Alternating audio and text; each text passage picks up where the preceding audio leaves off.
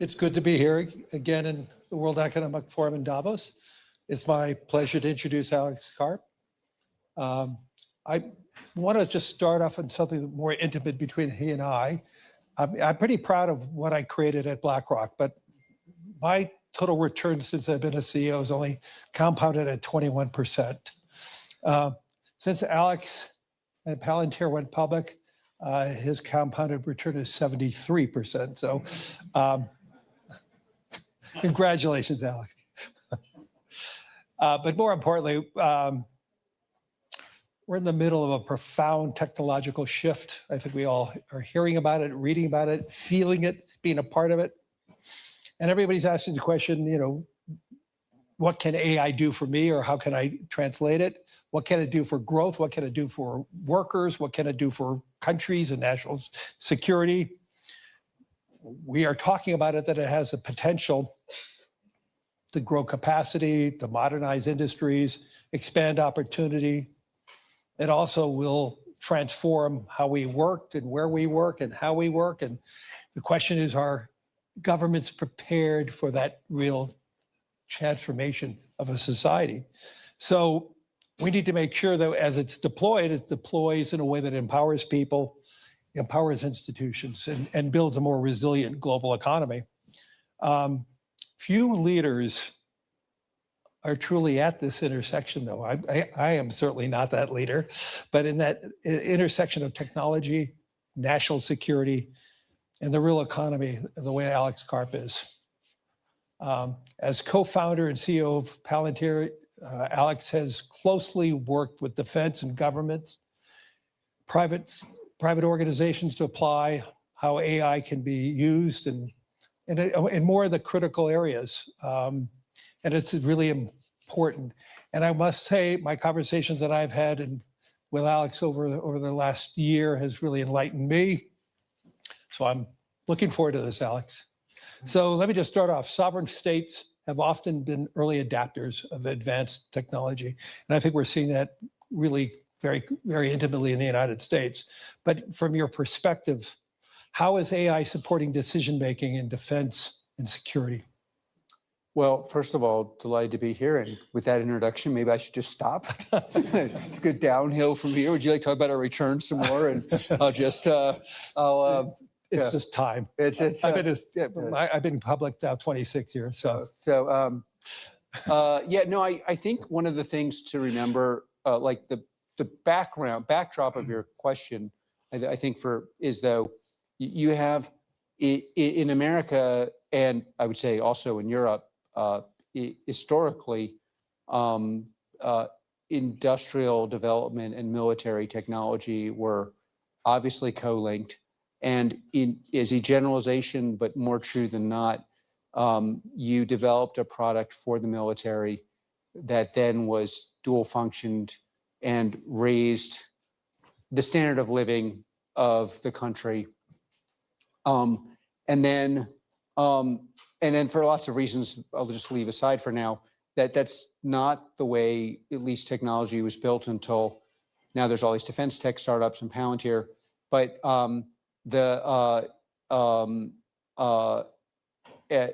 it was that you had this thing where you were going to create something that had to work under the harshest conditions that was presumably significantly better than anyone else's, to the point where it would give you a more than a slight advantage on a battlefield, especially if combined with your way of fighting.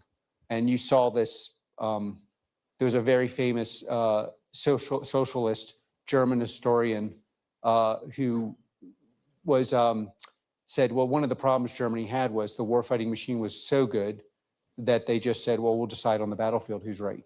And that led to obviously lots of disjunctions and real problems. In the American context, and I would say there you have a dislocation between what has happened recently in America and what is happening in Europe, and what I think. So I think America and China are kind of very successful.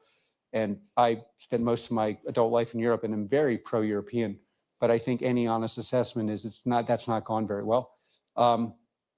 You built things that could be used in adverse conditions, so rough, dirty, morally gray conditions. So how do you change the morality to fit with how we fight in the West is also a big vector. So the morality is difficult. The conditions under which you use the technology are difficult. In software context, you're not directly connected to the network. In many cases, you have constraints under which you have to fight, even though that's not the optimal way to fight. And you have very specialized ways of fighting in each country. But the positive side of that was that you also were building something that could be deployed that had an obvious value to the average citizen. Right. So now you have this, the AI thing is many things that are really interesting about it. But if you start with the banality that I think until very, very recently, all kind of adversaries of broadly defined the West assumed that investments in software-based defense were some kind of crazy thing Americans do for marketing.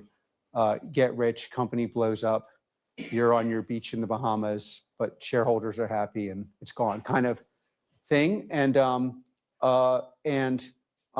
what you've seen, so first of all, you could say, well, that's changed. But germane to your question, the learning process in building, how do you build this for sovereign governments, is also a learning process for how do they adopt these technologies. So it's not just the technology, because if you're building a tank, like, you know, the British and then the French and then the Germans kind of optimized tank technology, it's easy to see how you would deploy it. But how do you deploy a system that's primary value is organizing parts on the battlefield without seeing the parts on the battlefield and seeing, does it work? How much does it work? Is it much better than what we had? Can we do things we couldn't do in the past? And then there's a hidden thing about software AI that a lot of the value, interestingly, people always assume the value is from where you are to where you should be. And that's obvious. But in most sovereign nations in the world, I mean, we deal with almost all in one form or another that are broadly defined as that would be it could deal with a company that's, American. The actual technological rigor of the enterprises has significant holes in it. So it's very dyslexic.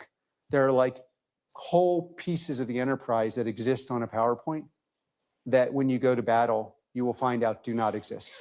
And this, whatever country you're in this room, if you are in the West, this is a problem you have. A day of battlefield, you will find out. This is one of the advantages the Ukrainians had. they essentially started from nothing. And so you didn't have to rediscover that your enterprise didn't work after you're in fighting. And one of the huge advantages America has is just for, better or worse, I believe it or not, think mostly for worse. I was always against interventions. I'm not a neocon. We had just all this experience on the battlefield so you could see what worked and what didn't work. But pulling it back to, so the first thing that sovereign nations really struggle with is, can I identify which tech is better objectively? Can I even rate it? I'm looking at, just to say, yeah. But don't you need to know where you want to go to ask the right question? Actually, let me reframe it. Yeah. You have to know where you are to know where you want to go. Okay. So like the point I'm making is with this exegesis is one of the most important things Palantir's done on the battlefield is be able to make up for the fact that half your enterprise doesn't even work on the battlefield. It does work in a lab on a PowerPoint only built by country. It doesn't work because of machinery or humans. Because the conditions of a battlefield are rough variable and dangerous, yeah. and like, for example, like the modern, if you just take Ukraine as an example, just to make it empirical, everyone like reads this and they're like, okay, well, how hard could it be to move a drone from A to B?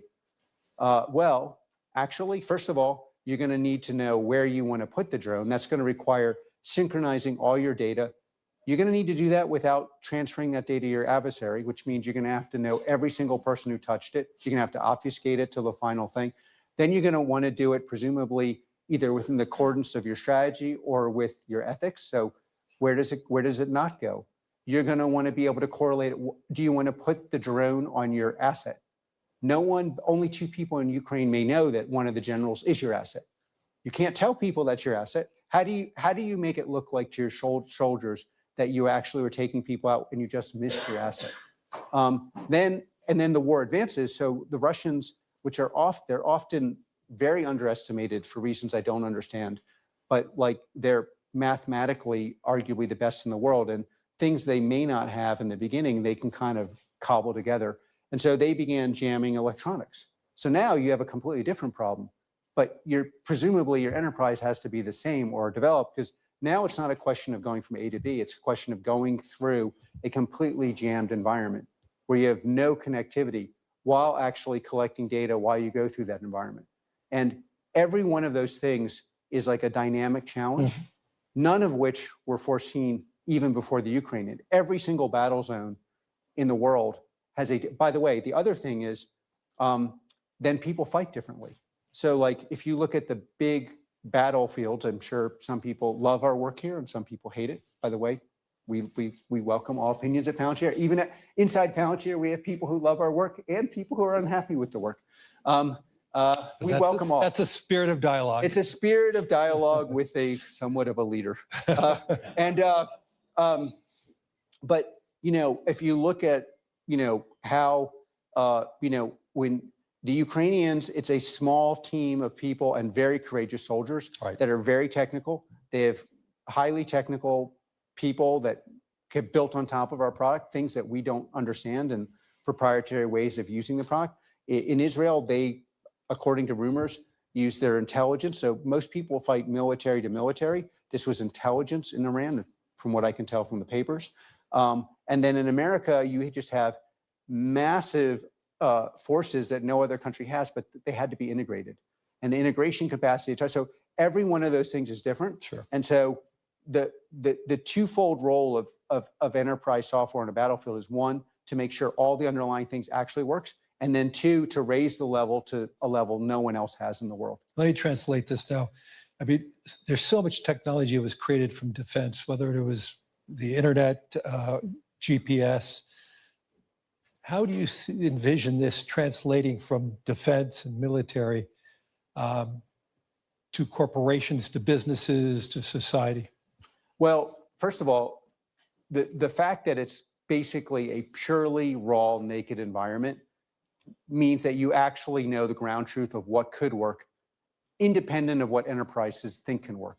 And the thing at a high level, it's almost one-to-one translatable.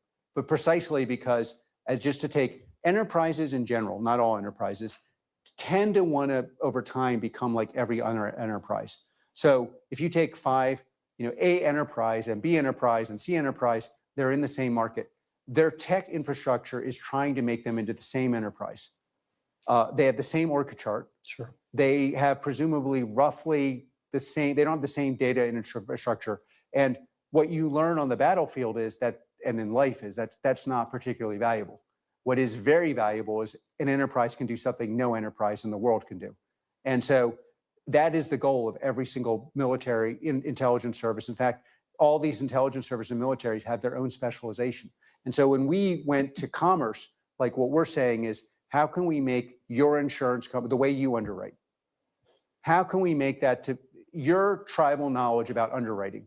How can we transform this to knowledge everyone has to a knowledge only you have and with efficiencies that no one else has? So as an example, on the battlefield, one of the most important issues is how do you acquire data, process it, and then put it into a framework where it can be actioned, either from an intelligence perspective. Yeah. So just obviously, what does a business do?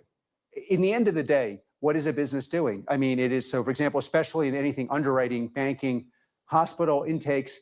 It's information. It's information. It's sorting the information in a way that you have a distinct advantage over other people who are similarly situated, and that advantage can't be eviscerated easily. And so de facto, for what you're doing on the battlefield with our products, without getting, I'm happy to, is like what you're doing with ontology and foundry, in some cases on the battlefield, but definitely in like commercial organizations across the world, but especially in America, is when you approach the underwriter or the hospital, like we power tons and tons of hospitals. Right. They have an intake problem. They all have an intake problem. They all have a shortage of doctors and nurses. They are working in a low margin environment, but every single one has a different way of processing their patients according to what their specialty is and the kind of patients they don't do well with, and how do you manage that? And so the intake flow and into your enterprise in a way that you can actually process these things 10, 15 times faster than you could before. And then the other— That saves lives then. It saves a lot of lives. It also, interestingly, because you're processing the LLM in an ontology, you have a structure. It all, despite what people may want to believe, it also bolsters civil liberties, because now you can say, well, I mean, just simple questions. Was someone processed based on economic considerations, or were they processed based on their background?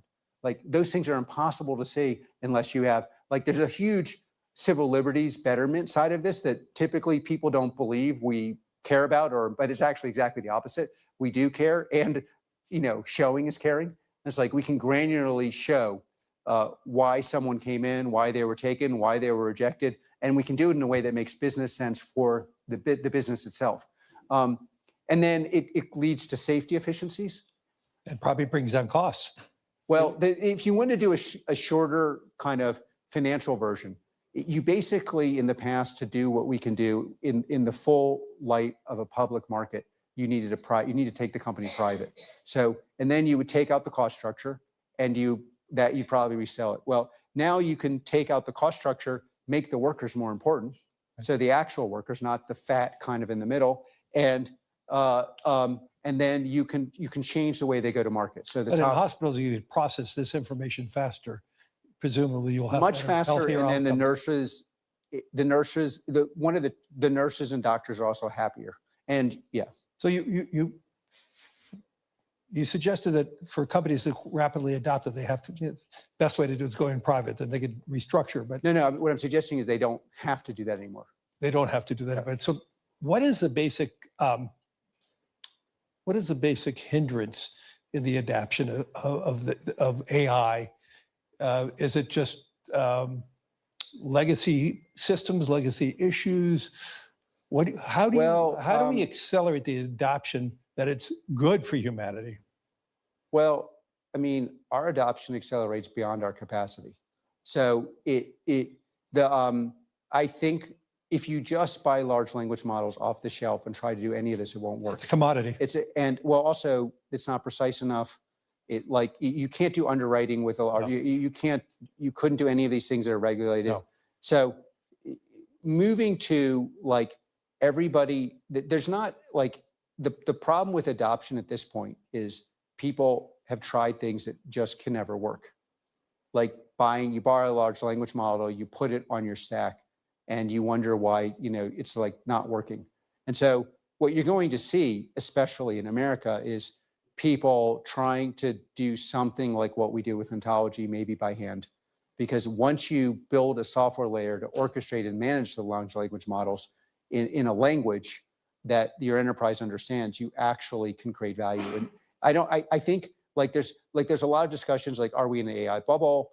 What is the meaning of the bubble? Well, it's like, I think if anything, we're just in a lag where there's a lot of AI, some of it works. Again, if you go back to the battlefield context, everybody in the world assumed this would not work, but now it does work.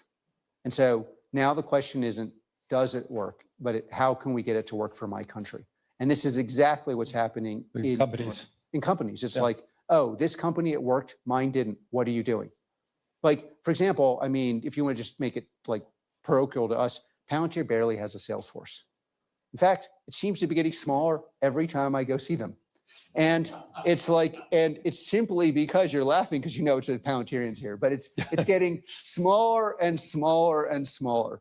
And it's not because we're trying to save on the unit economics. It's actually because it is a low trust environment in AI. People have tried lots of stuff. A lot of it hasn't worked. But if you've delivered stuff that does work, why do you need a sales force? Like you just, it sells itself. Well, you have to say, hey, don't talk to us. And then that's on commercial. In government, at this point, it's really, it's very hard to export simply because we have to train the people and we have limited bandwidth. I was going to say that's your limited bandwidth, the training. Once somebody takes on your software. Well, in the government context, every country, obviously has the equivalent of a security clearance, right? So to build Project Maven or Maven into your architecture, you're going to need somebody with the highest level of clearance that also is technical. And most technical people, unfortunately, are not going after the highest level of clearance. So there are very, very few people like that. So that resource is super scarce, and then they have to be trained, and that can take a while. And then you also have to have, like anything, you really have to believe in this and really think it's important. And not everybody fits in that category. How many people need to be trained to do this? I mean, does it, in a corporate level, does it have to be from the CEO down? How does this work? As you add, well, you're talking about like insurance underwriting. Well, yeah. So insurance underwriting, the way it works is the best case scenario. You have the best and worst case scenario. Best case scenario, CEO is mathematically inclined, even though they may not know nothing about product, but they can impute a product working by looking at the math. And has, and then we probably need to train 5 or 6 people on there. In the beginning, we do all of it, and then we transfer that as much as we can to them, or we're trying to partner with people who can do that with us. But you need a small number of people, but we still need more than we have. You suggested repeatedly about how AI could strengthen foundations for an economy, especially we're seeing that in the United States. How rapidly can AI change the growth trajectory? Because you mentioned that earlier about how it could improve the economies, the well-being of companies.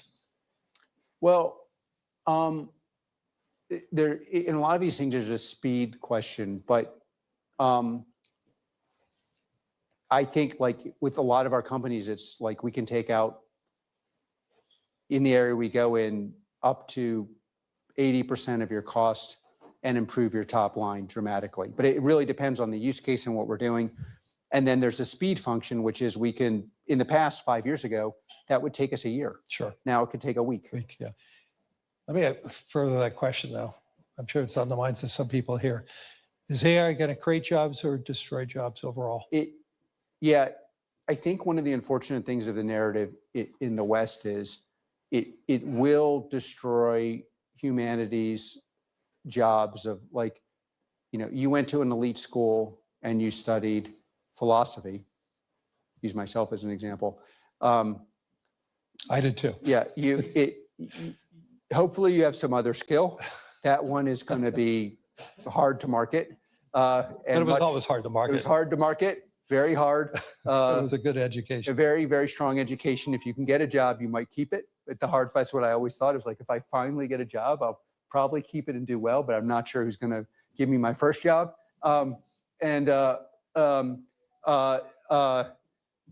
But like technicians, Yeah. if you're a vocational technician, or we're building batteries for a battery company, and the people who are doing it in America are doing roughly the same job that Japanese engineers are doing, and they went to high school. And now they're very valuable, if not irreplaceable, because we can make them into something different than what they were very rapidly. And those jobs are going to become more valuable. I mean, I do not to diverge into my usual political screeds, but there will be more than enough jobs for the citizens of your nation, especially those with vocational training. I do think these trends really do make it hard to imagine why we should have large-scale immigration unless you have a very specialized skill. Because what about the foundation for white-collar work in Europe and the United States has been through the universities?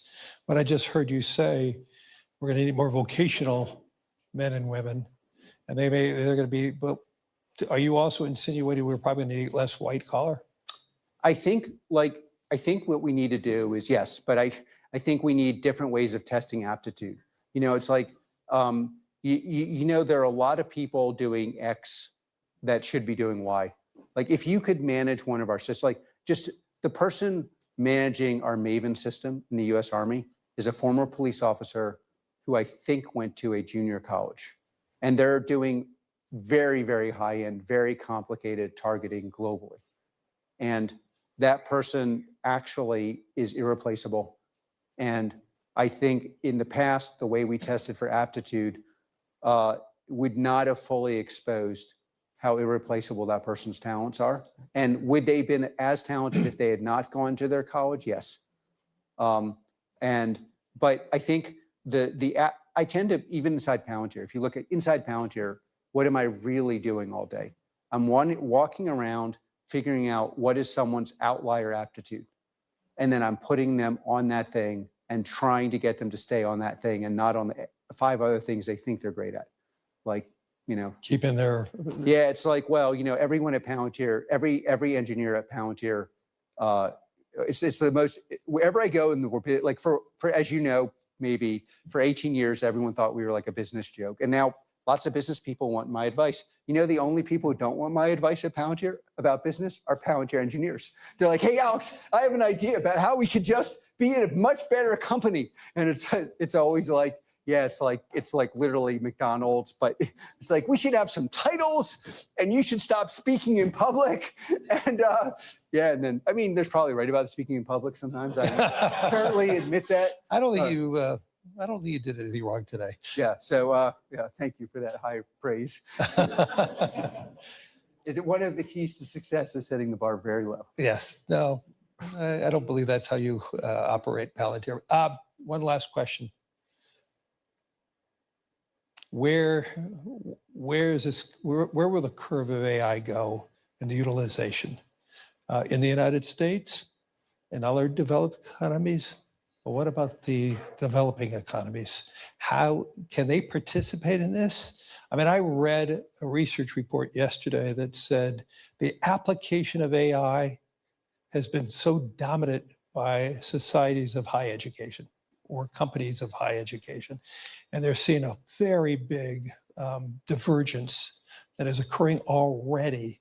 And it's so much based on the application of education and how that is being utilized. So is AI going to create a greater imbalance in our world in terms of growth? Well, I think the obvious first imbalance is it seems like America and China understand versions of making this work, and they're different. Yes. But they both work, and they work at scale. And I think that is very likely to accelerate way beyond what most people believe is possible. Like the discount rate, I think, not in the short term, but in the long term is way too high on what will be done and how this will impact every aspect of our society.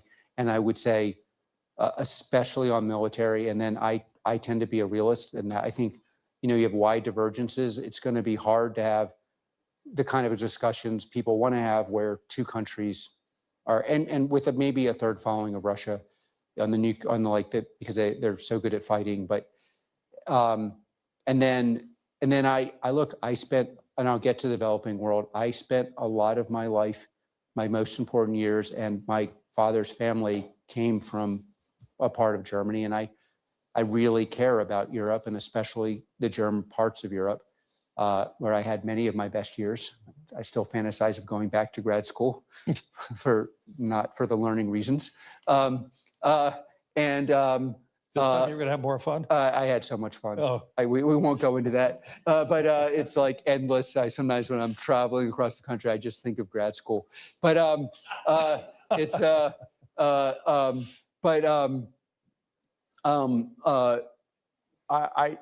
the tech adoption in Europe is a serious and very, very structural problem. And what scares me the most is I haven't seen any political leader just stand up and say, we have a serious and structural problem that we are going to fix. So then you get to the developing world. I would imagine, it also depends what you mean by the developing world. I would imagine with not enough knowledge, you're just going to find pockets that go very well and pockets that go very poorly. As a generalization, like again, if you go back to this somewhat non-successful soliloquy I had about the underlying architecture, one way to look at the unfairness of AI is it pen tests, meaning it load bears on things. So societies that can, and organizations and companies that can bear that load have a huge advantage. The problem is if you've been pretending you're bearing a load you're not, it collapses, and that's where you have to start. And so if you go around and just say, okay, what societies and microcultures are going to be load bearing here, I think you would find that parts of the developing world, certain communities in that are going to do very well. You do need a realistic assessment of the load bearing. Yeah. And there's a certain honesty that is painful for all of us in this technology, large language models, however implemented in software. You just cannot obfuscate what can bear the load and what can't. And then political structures are built to do just that. Like, yeah, I can't fix anything, but I can give you some bullshit line that you want to hear that's going to make you not care about how bad your life is and how much worse it's going to be tomorrow. Yeah. I can give you that for free. And that stuff is harder to get away with in this culture. And I still view myself as a card-carrying progressive, and I think it's the single most important thing a progressive could do is go around and say, yeah, but the revolution that's coming is going to expose the actual market value of what you're doing, whether we want it or not. Like, it's like, I don't even want to know the market value of some of this stuff, but it is over a relative rapid period of time. So next 3 years, you're just going to get market value, honesty in all sorts of character in communities and micro communities. And the best thing you can do if you are in a community, whether that is a large community like Germany or a large community, larger like America, and you really care for the people you're representing, is to say, yeah, but we have to kind of look closely at what load we can bear. Thank you, Alex. Thank you. Thank you, everyone.